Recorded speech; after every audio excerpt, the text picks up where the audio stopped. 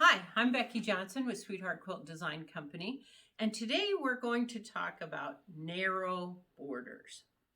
So I had this fabric I had for this quilt, and I was getting ready to do the borders, and I laid it out and realized that sewing that to that and this on like this, it wasn't going to look good. And so I decided I didn't want to make the quilt too much bigger. So I decided I needed to put in a 1/2 inch border just to separate that. A stop border, if you want to call it. We use those a lot in quilting to stop the interior of the quilt so you can put on another print. So I cut my 1-inch strips and I sewed them on, and then I sewed the next piece on, and I went to iron it, and I was horrified. It wasn't straight at all. And I thought, I'm never going to be happy with this. I cannot put these wobbly borders in there. I'm not going to feel good about that quilt. So I got to thinking, what can I do to get these sewn straight? And I came up with a different idea. So what I decided to do was, after I stitched the first piece on, then I was going to work from that seam.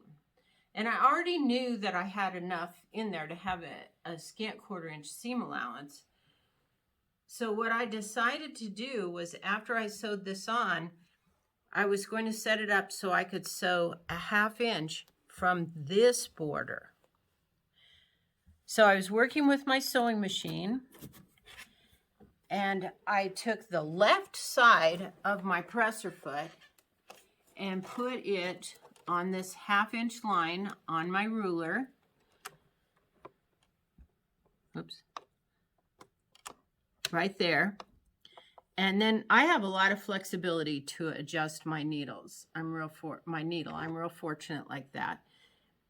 And I found if I adjusted it as far to the right as my machine would go, it gave me a 1/2 inch. And what you can do is set your ruler there and very gently, slowly run your needle down and make sure that it goes just to the outside of the ruler.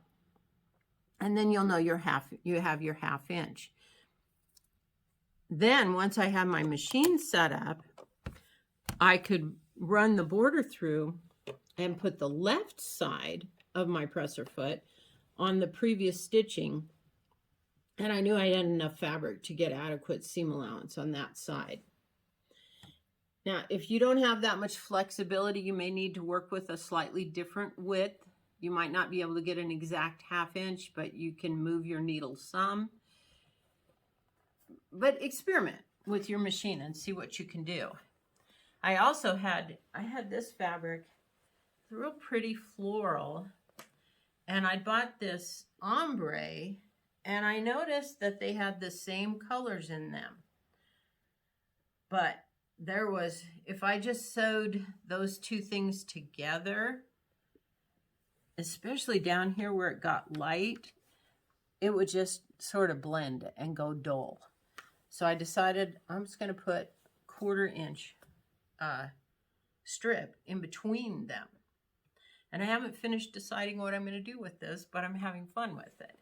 So again, I went to my sewing machine, and I took this 1/4 inch line on my ruler, and I set the presser foot so the edge of it was right on that 1/4 inch line, and moved my needle so then till my needle would go down just on the side of the ruler. So I have a 1/4 inch between the left edge and where my needle is coming down. Then I can feed these in like this, and instead of working with the right hand side of my presser foot, I'm working over here with the left hand side. I've got it lined up right there with the stitches, And I keep the edges of my fabric even, so I know I've got good seam allowance on this side, but I just stitch it and I end up with these wonderful 1/4 inch strips. So anyway, fun idea. Have fun with that, experiment, see what your machine will do. And we'll see you next time. Be sure to like us and subscribe. Thank you.